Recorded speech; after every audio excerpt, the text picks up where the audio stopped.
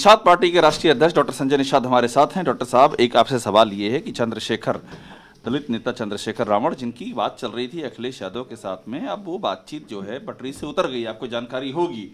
और उन्होंने अखिलेश यादव को पहले दलित विरोधी भी कह दिया। अखिलेश यादव ने भी आज कह दिया कि अब उनके पास जो है जो त्याग कर सकते थे वो कर चुके हैं, अब उनके पास कुछ बचा नहीं है। आप क्या सोचते हैं? संजय निषाद भी बीजेपी की एक अहम सहयोगी पार्टी के चेयरमैन हैं, आप इस बारे में क्या सोचते हैं? पहले तो मैं चंद्रशेखर भाई को धन्यवाद दूंगा कि कम से कम जो दलदल में रहने वाले दलित हैं उनके लिए वो एक राजनीति कर रहे हैं और नेतृत्व कर रहे हैं। और किसी के पास सहयोग के लिए गए तो उम्मीद नहीं थी कि इस तरीके से वो उन्हें गए थे चल के कि बुलाए गए थे और उनको उनके साथ नाइंसाफी होगी, बेइज्जती की जाएगी। और जो उन्होंने कहा दलित विरोधी हैं, तो ये पूरे के पूरे प्रदेश के दलित जानते हैं कि जब भी सपा की सरकार रही है कि दलितों पर कितने अत्याचार हुए हैं, और सारे लोग इसी की देन रहती है कि दलित उनके साथ सटते नहीं, और 2019 में इसका रिजल्ट आया। आपने बहुत ही उदार मन से कहा है कि मैं चंद्रशेखर भाई को धन्यवाद देता हूँ।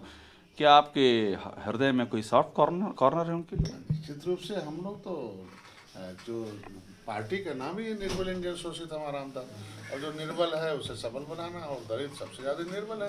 तो मैं तो चंद्रशेखर भाई को कहूँगा कि हम लोग साथ आए।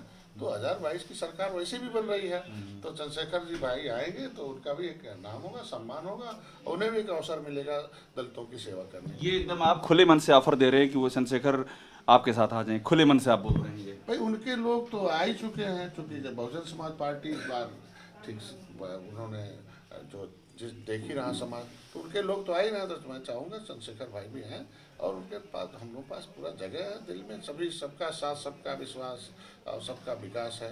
आपने देखा होगा कि किस तरीके से कल का जो सीट जो है सूची जारी हुई है, कितने पिछड़े और कितने दलितों को जगह दी है। ये आपको लगता है ये एक इंडिकेटर है कि आप पिछड़ों और दलितों का, आप और आपकी गठबंधन की सहयोगी, मतलब सहयोगी तो आप है मुख्य पार्टी बीजेपी, आप लोग विशेष ध्यान दे रहे हैं, ये इसका इंडिकेटर है, आप ये कहना चाहते हैं? क्योंकि निश्चित रूप से हम लोग दलितों और पिछड़ों की राजनीति करते हैं, उन्हें सम्मान और संविधान में मिला हुआ जो सुरक्षा है, न्याय है, उन्हें दिलाना हम लोग के यही सपने। आपकी कभी मुलाकात हुई है क्या चंद्रशेखर से?